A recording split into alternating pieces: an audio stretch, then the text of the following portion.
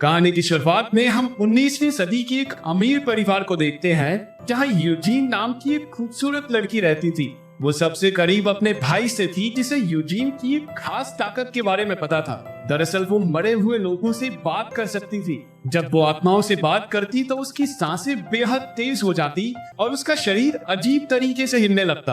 अब तक ऐसा ज्यादा बार नहीं हुआ था, लेकिन उसकी बढ़ती उम्र के साथ ये घटनाएं भी बढ़ने लगी। एक रात वो अपनी दादी को सुला रही थी जब उसकी दादी ने उससे पूछा कि क्या वो किसी अंतिम संस्कार पर जाकर आई है। इस बात पर यूजीन बोली, हाँ दादी, बहुत मजा आया, वहाँ पर ना बहुत सारे लोग थे। दादी यूजीन की इस अजीब सी बात को सुनकर बहुत चटकी रह गई। अपने कमरे में लौटते हुए यूजीन को हॉल से कुछ फुसफुसाहट सुनाई दी। उसने झांक कर देखा कि उसका भाई किसी और आदमी के साथ प्यार भरे पल गुजार रहा था। उसे देखकर वो हंस पड़ी और अपने कमरे में लौट आई। अगले दिन वो उसकी घोड़ा गाड़ी में बैठ गई और बाजार जाने की जिद करने लगी। हालांकि यूजीन को बाहर जाने की इजाजत नहीं थी, लेकिन अब वो ये जानती थी कि उसका भाई आदमी होकर आदमियों से प्यार करता है, तो वो उसे ब्लैकमेल करके उसके साथ चली गई। उसने यूजीन को बाजार में छोड़ दिया जहां वो अकेली गलियों में घूमने लगी। इसके बाद वो एक कैफे में जाकर बैठ गई जहां उसका ध्यान एक आदमी पर गया जो आत्माओं से बातें करने के बारे में एक किताब पढ़ रहा था। वो आदमी उसके पास आकर उससे फ्लर्ट करने लगा और यूजीन भी उसकी बातों पर हंसने लगी। उसने आदमी से किताब के बारे में पूछा तो उसने यूजीन को वो किताब पढ़ने के लिए दे दी और कहा कि पढ़ने के बाद लौटा देना।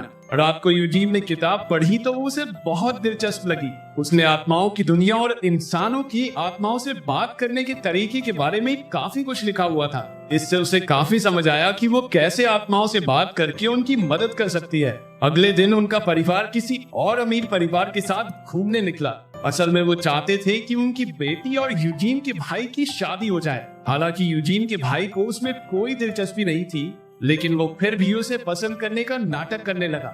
यूजीन ने उनके बीच आने की कोशिश की तो उसके पिता ने उसे काफी डांट दिया। वैसे भी यूजीन के पिता उसे ज्यादा पसंद नहीं करते थे।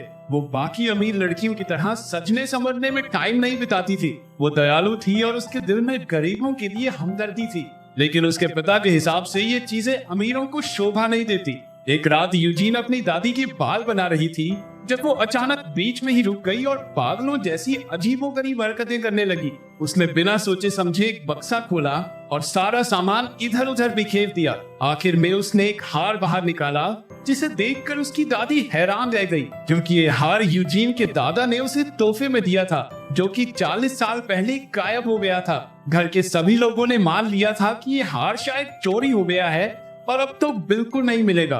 दादी जानती थी कि यूजीन अलग है, लेकिन ये सब होना उसके लिए अच्छी बात नहीं थी। दादी ने पूछा कि उसे हार के बारे में पता कैसे चला, तो यूजीन ने जवाब दिया कि दादाजी ने आकर मुझे इसके बारे में बताया है। अगली सुबह यूजीन को उसकी माँ ने उठकर कहा कि उसके पिता आज उसे बाजार लेकर जाने वाले हैं। यूजीन बेहद खुश हो गई, लेकिन अपनी माँ के दुख को नहीं पहचान पाई। वो तुरंत तैयार होकर अपने भाई और पिता के साथ घोड़ा गाड़ी में बैठ गई। उनके हाव भाव से उसे बिल्कुल पता नहीं चला कि कुछ अजीब बात है। बाद में जब उसकी नजर सीट के नीचे पड़े बैग पर पड़ी तो वो समझ गई कि वो लोग सिर्फ बाजार घूमने तो नहीं जा रहे। उसने खिड़की से देखा कि एक लड़की बेजान सी खड़ी सामने देख रही थी। तभी 2 लोग आए और जबरदस्ती उसे खींचकर एक बिल्डिंग में ले गए। उसने चीखते चिल्लाते हुए अपने भाई और पिता से मदद मांगी, लेकिन दोनों में कोई हलचल नहीं हुई।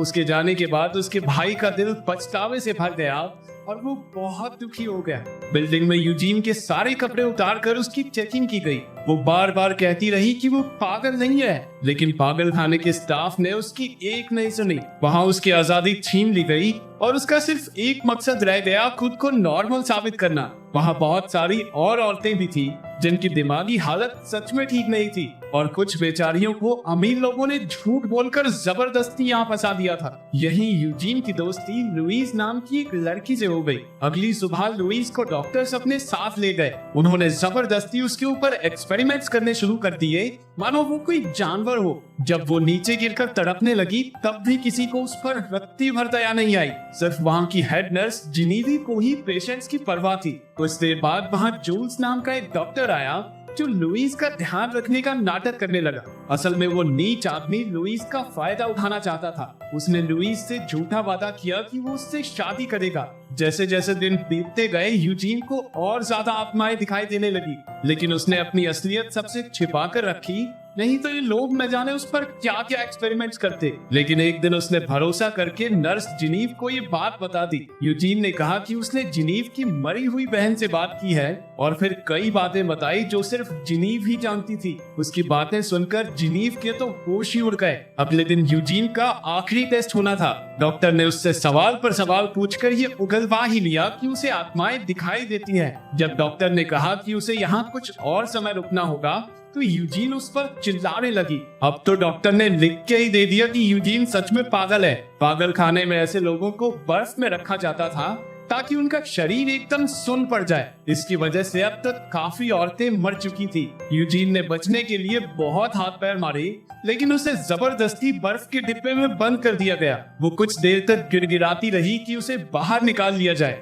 लेकिन फिर उसे एहसास हो गया कि उसकी कोई नहीं सुनने वाला। उधर शाम को जब जिनीव घर लौट रही थी तो उसे लगा कि कोई उसका पीछा कर रहा है। ये दरअसल यूजीन का भाई था जो उसका हाल जानना चाहता था, लेकिन जिनीव ने उसे कुछ नहीं बताया। जाने से पहले वो उसे आत्माओं वाली किताब दे गया जो यूजीन पढ़ रही थी, लेकिन घर जाकर जिनीव खुद ही वो किताब पढ़ने लगी। वो इन चीजों से ज्यादा साइंस में विश्वास रखती थी, पर उसने एक ही रात में सारी किताब पढ़ डाली। अब उसे लगा कि शायद यूजीन सच बोल रही है। उधर यूजीन को आखिरकार बर्फ से बाहर निकाला गया और वो लुइस को गले लगाकर सोने की कोशिश करने लगी। अगले दिन जिनीव ने उसे बुलाकर कहा कि वो अपनी मरी हुई बहन से बात करना चाहती है। इसके बदले वो यूजीन को अपने भाई से मिलने देगी, लेकिन यूजीन के लिए ये काफी नहीं था और वो इस जगह से आजाद होना चाहती थी। जिनीव ने कहा कि वो इस काम में उसकी पूरी मदद करेगी। इसके बाद यूजीन उसकी बहन से बात करने की कोशिश कर रही थी, लेकिन वो सफल नहीं हुई।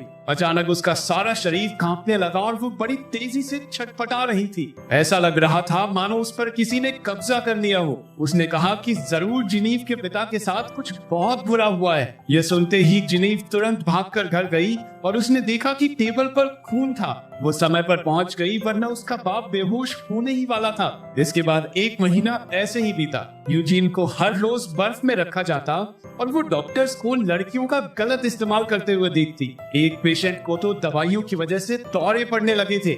डॉक्टर्स को कोई पछतावा महसूस नहीं हुआ कि उनकी लापरवाही की वजह से उसकी ये हालत हुई है। दया तो दूर की बात है, वो डॉक्टर्स उस पर हंसने लगे।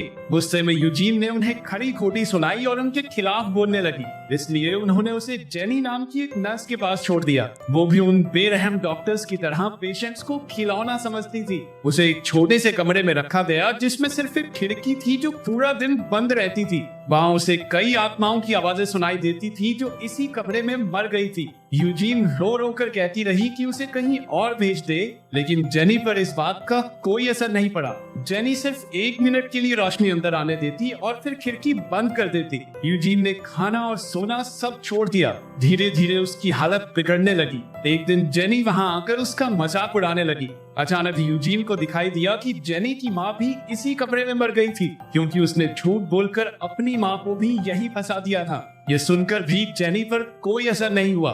फिर जब यूजीन ने उसे याद दिलाया कि जेनी की माँ ने उसका बच्चा मार दिया था और इसीलिए जेनी ने ये सब किया, ये सुनकर जेनी कुछ पल के लिए रोई और फिर अचानक यूजीन का गला घोटने लगी। अंत में उसने यूजीन से कहा कि उसकी माँ का नाम अपने मुंह से ना निकाले, और ये कहकर वो वहाँ से चली गई।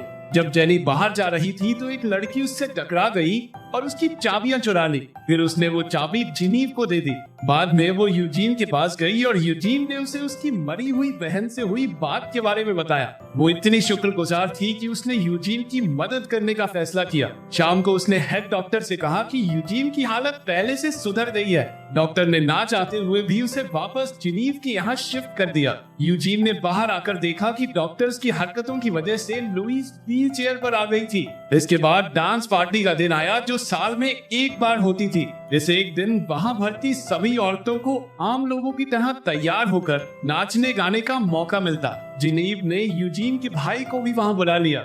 यूजीन अपने भाई से इतने साल बाद मिली, लेकिन उन दोनों को अनजान होने का नाटक करना पड़ा। वहीं दूसरे कमरे में वो बेगैर डॉक्टर्स अपने औहदे का फायदा उठाकर लड़कियों का फायदा उठाने की कोशिश कर रहे थे। जूल्स भी लुइस को लुभाने आया। मौका देखकर यूजीन और उसका भाई मेन गेट से भागने लगे।